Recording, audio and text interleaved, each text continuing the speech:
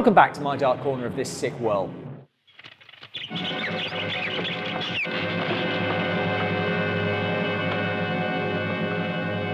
The films of Jerry Warren can be divided into the lousy and the lazy. Although the lazy films are also lousy, and sadly Creature of the Walking Dead, which is a redubbed version of Mexican film La Marcha del Muerte, is right in that category. He'd have to be a nut to pull a stunt like that.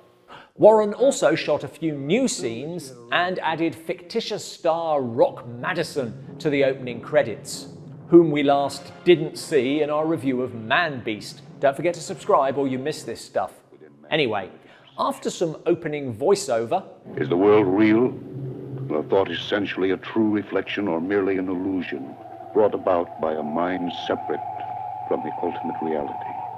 We open in 1881 with a girl leaving church, but she is being cautiously followed. Then less cautiously, until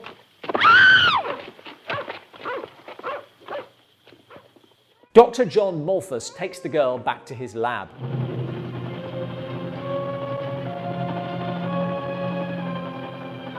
Women's clothes are so awkward.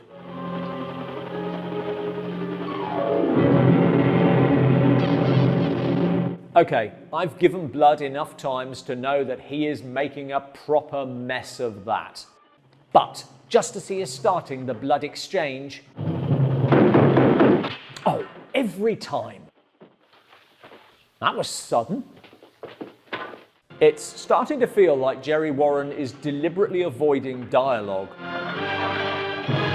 And that seems to confirm it.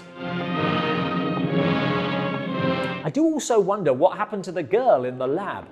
Anyway, Malthus is executed. Nice looking shot.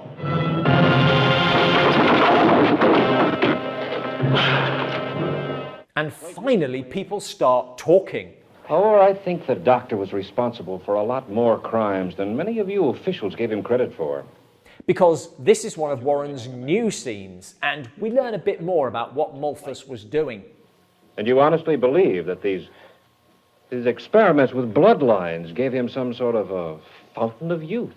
The film then jumps ahead to the present day, and to the descendant of Dr. John Malthus, Dr. Martin Malthus.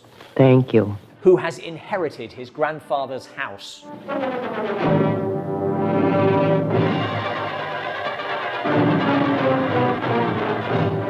Music's doing all the heavy lifting there. Why, I'm descended from Robert Wagner. This, the house of Malthus, was his house. Voiceover, when you can't be bothered to dub.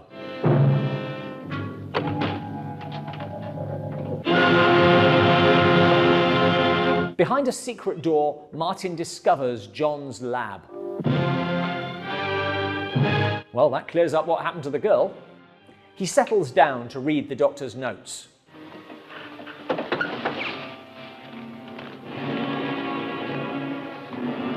Oh, this would be so easy to dub, and if it was dubbed, maybe I'd know why he now goes to the family crypt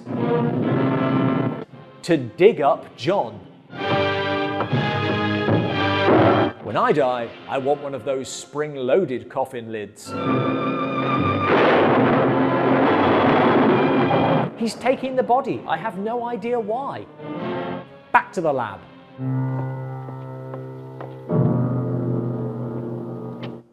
Looks like the maid's been in.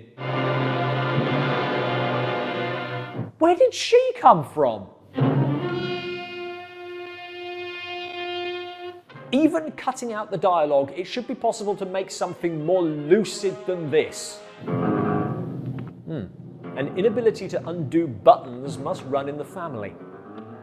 He starts the blood transfer. Almost done.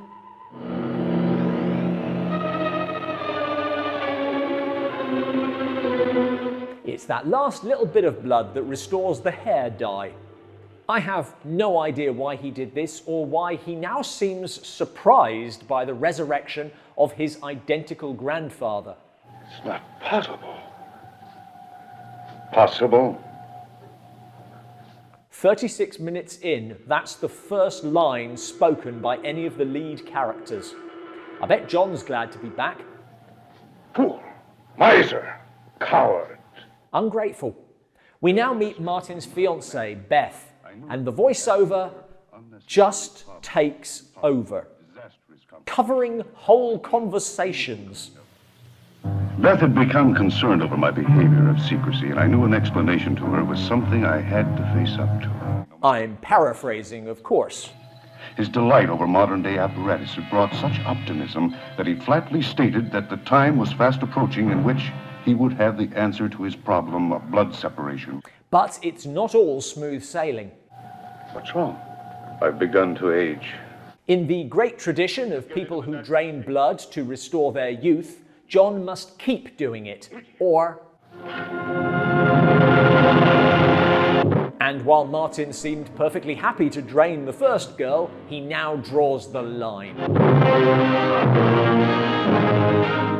Angry at my refusal to help him, Dr. Malthus strangled me and locked me up. John goes out to look for blood. Yeah, this was always a good place to pick up chicks. He has lost his touch a bit.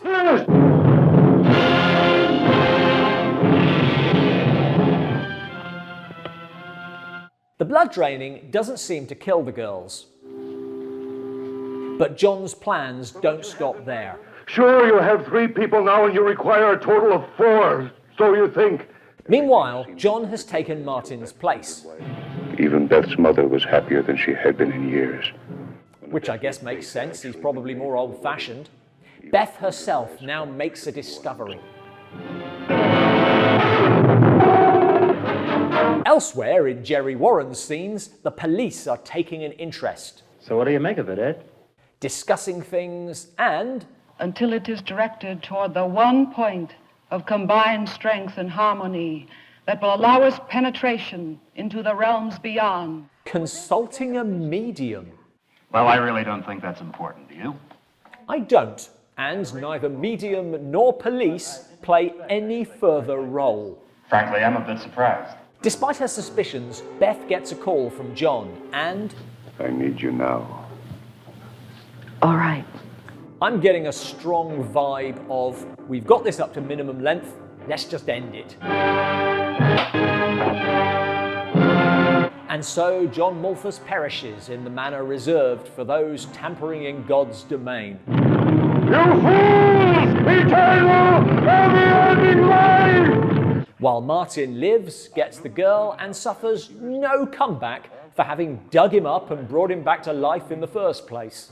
You monster! You monster!